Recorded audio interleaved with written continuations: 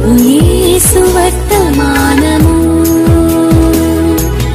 వినుమా ప్రియనేస్తమా, విని నీవు ప్రభుని విశ్వసించుమా.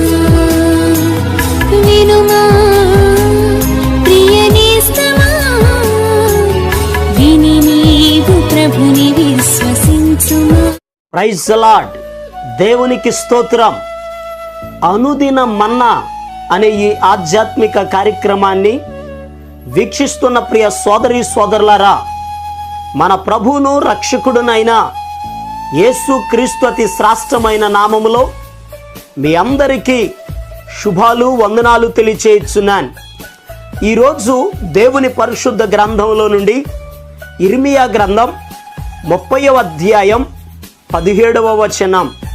అయితే నేను నీకు ఆరోగ్యము కలుగజేసేదను, నీ గాయములు మాన్పెదను, ఇదే యెహోవా వాక్కు. ప్రభునందు ప్రియ దేవుని యొక్క బిడ్డలారా, దేవుడు ఇర్మియా ప్రవక్త ద్వారా ఇశ్రాయేలీల ప్రజలకు, యూదా ప్రజలతో ప్రభు మాట్లాడుతున్నారు. నేను మీకు ఆరోగ్యము కలుగజేసేదను. నిజమే, ఈ భూలోకంలో ఎవరికి కూడా ఆరోగ్యము లేనటువంటి పరిస్థితి. ప్రతి వ్యక్తి బలహీనుడే. ఈరోజు మనం చూస్తూ ఉన్నాం లోకంలో తెల్లవారు లెగిసిన దగ్గర నుంచి ప్రతి వ్యక్తి కూడా మరి మందులు వేసుకునే తన జీవిత విధానాన్ని ప్రారంభిస్తున్నాడు. మరలా రాత్రికి పడుకునేటప్పుడు కూడా మందులతోనే తన జీవిత విధానాన్ని ముగిస్తూ ఉన్నాడు ఒకరోజు. ఈరోజు ప్రతి వ్యక్తి కూడా బలహీనుడిగానే కనబడుతున్నాడు. దేవుడు యెషయా ప్రవక్త ద్వారా కూడా ఇదే మాటలు తెలియపరిచాడు. 1వ అధ్యాయం 5వ వచనంలో ప్రభు చెప్పారు, ప్రతి వాడును నడినెత్తిని వ్యాధి కలిగి ఉన్నాడు, ప్రతి వాని గుండె బలహీనమాయను, అరకాలు మొదలుకొని తల వరకు స్వస్థత కొంచెమైనను లేదు.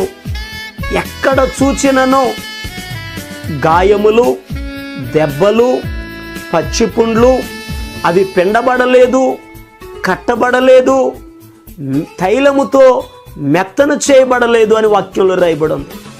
ప్రతి వ్యక్తి బలహీనుడిగానే కనబడుతున్నాడు. శరీరములో ప్రతి వ్యక్తి కూడా ఏదో ఒక బలహీనత చేత కొట్టబడుతూనే ఉన్నాడు.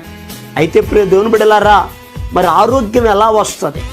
ఒక వ్యక్తి ఆరోగ్యాన్ని ఎలా పొందుకుంటాడు? దేవుని వాక్యంలో రాయబడి ఉంది, నేను నీకు ఆరోగ్యాన్ని కలుగ చేస్తానని ప్రభు చెప్తున్నారు. మనం ఆరాధన చేసే దేవుడు ఆరోగ్యం ఇచ్చే దేవుడు. పితరుల దినములలో ఇశ్రాయేలీలకు ప్రభు వాగ్దానం ఇచ్చారు, ఐగుప్తీయులకు కలుగ చేసిన రోగములలో ఏదియో నేను మీకు రానియనో, నిన్ను స్వస్థపరచు యెహోవానో నేనే అని ప్రభు సెలవిచ్చారు.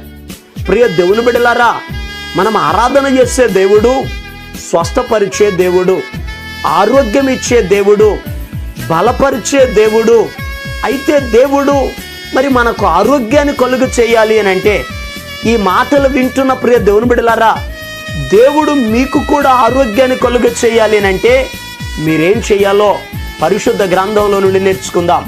దేవుని పరిశుద్ధ గ్రంథంలో నుండి సామెతల గ్రంథం 3వ అధ్యాయం 7వ వచనం 8వ వచనాన్ని మనం చదివితే అక్కడ ఈ రీతిగా రాయబడి ఉంది, నేను జ్ఞానిని కదా అని నీవు అనుకొనవద్దు, యెహోవా యందు భయభక్తులు కలిగి చెడుతనమును విడిచిపెట్టుము, అప్పుడు నీ దేహమునకు ఆరోగ్యమును నీ ఎముకలకు సత్తువయు కలుగును.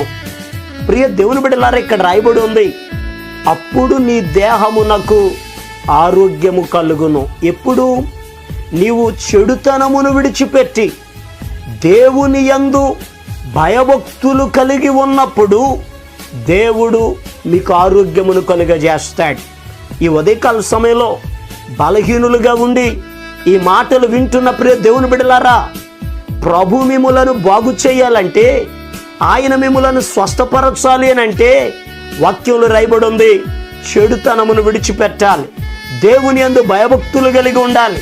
ఎందుకనగా ప్రవక్త అయిన మలాకీ గ్రంథం 4వ అధ్యాయం 2వ వచనంలో కూడా ఇదే మాట రాయబడి ఉంటది. అయితే నా నామమందు భయభక్తులు గలవారగు మీకు నీతి సూర్యుడు ఉదయించెను, అతని రెక్కలు మీకు ఆరోగ్యమును కలుగ చేయునని రాయబడి ఉంది. నిజమే, దేవుని యందు భయభక్తులు కలిగినటువంటి వారిని ఆయన స్వస్థపరిచే దేవుడు, ఆరోగ్యం ఇచ్చే దేవుడు, ఆశీర్వదించే దేవుడు. ఈరోజు ప్రియ దేవుని బిడ్డలారా, భయభక్తులు కలిగి ఉండాలి. మరింకొక మాట, సామెతల గ్రంథం 4వ అధ్యాయం 20వ వచనం దగ్గర నుండి 22వ వచనం వరకు మనం చదువుకుంటే అక్కడ రాయబడి ఉంటుంది, నా కుమారుడా నా మాట ఆలకించు, నా వాక్యములకు నీ చెవియొగ్గు, నీ కన్నుల ఎదుట నుండి వాటిని తొలగిపోనివద్దు, వాటిని నీ హృదయములో భద్రం చేసుకో, అవి దొరికిన వారికి జీవమును వారి సర్వ శరీరమునకు ఆరోగ్యము కలుగునని వాక్యం చెప్తుంది. సర్వ శరీరానికి ఆరోగ్యాన్ని కలుగజేసేది దేవుని యొక్క మాట.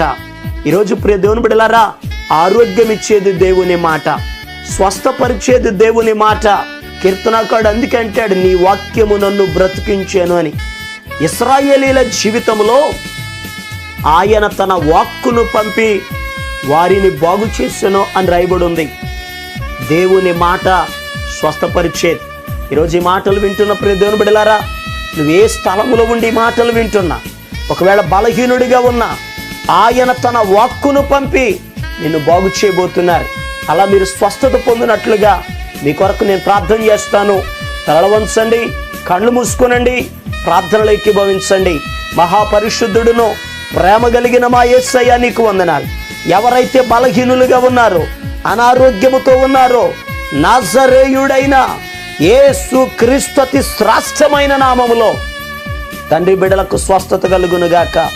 ఆరోగ్యమును మీరు దయచేయండి, ప్రతి బలహీనతల నుంచి విడిపించండి, నెమ్మది శాంతి సమాధానమును దయచేయండి.